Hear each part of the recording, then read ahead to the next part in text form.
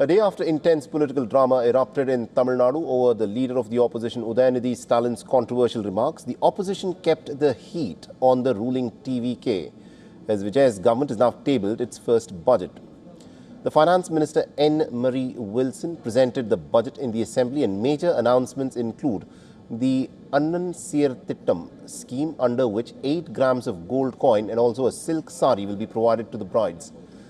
Free breakfast will be provided in government schools till class 8. The budget also focuses on skill training, with the government pledging AI skills training to 5 lakh students by the year 2031. Separately, 1 lakh job seekers will also be provided with skills training in the state. Additional coaching classes have been announced for students preparing for competitive examinations. Over 3,700 government schools will be modernized under the Palli Niraivu Thittam scheme.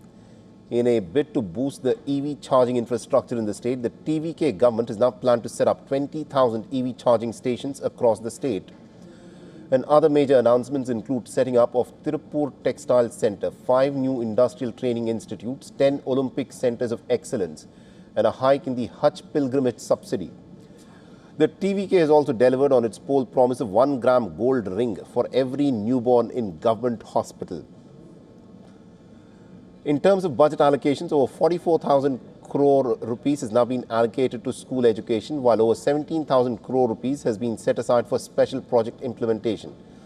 Around 15,000 crore rupees has also been allocated for agriculture, 10,000 crore rupees for social welfare, and around 16,000 crore rupees to the energy sector. The DMK chief M.K. Stalin has hit out at Chief Minister Vijay, calling the budget nothing more than a remake version of the Dravidian model of the government's existing schemes.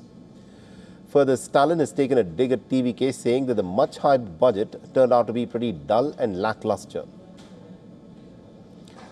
The leader of the opposition, Udayanidhi Stalin, has also accused the TVK of copying the DMK schemes. Udayanidhi spoke about his detention and has reiterated his charge that the TVK government has used his arrest to divert attention from the ongoing Kaveri dispute.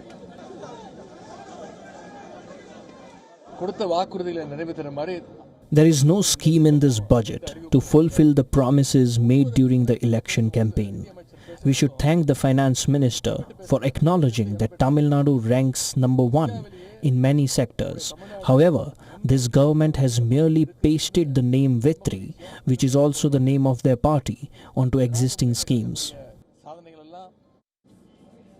The AIADMK chief, Edapadi K. Palnisamy, has also hit out at the TVK and has accused it of renaming the existing schemes. Palnisamy has questioned why the TVK government had not fulfilled the promises that it made in the run-up to the assembly elections. Interestingly, the budget makes no mention of some of TVK's key poll promises, including the Rs 2,500 assistance to women, the Rs 4,000 per month for the unemployed youth, and 6 LPG cylinders per year. And this has put the spotlight on the state's finances. During the budget speech, the State Finance Minister N. Marie Wilson said that Tamil Nadu's debt had doubled in the last 5 years.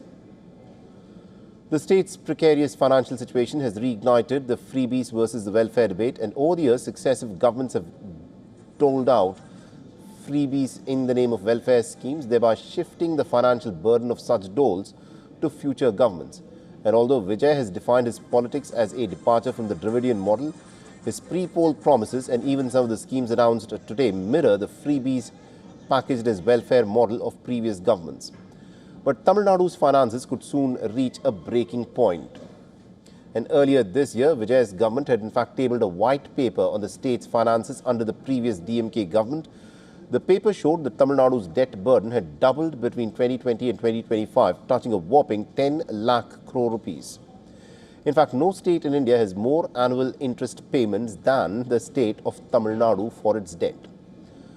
The rising debt burden has coincided with shrinking revenues. The state's own tax revenue, a share of the state's GDP, has declined over the last 5 years.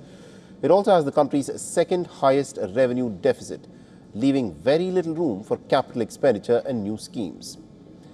Now, going forward, managing the state's finances while delivering on the campaign promises could turn out to be the actor-turned-politician's biggest challenge.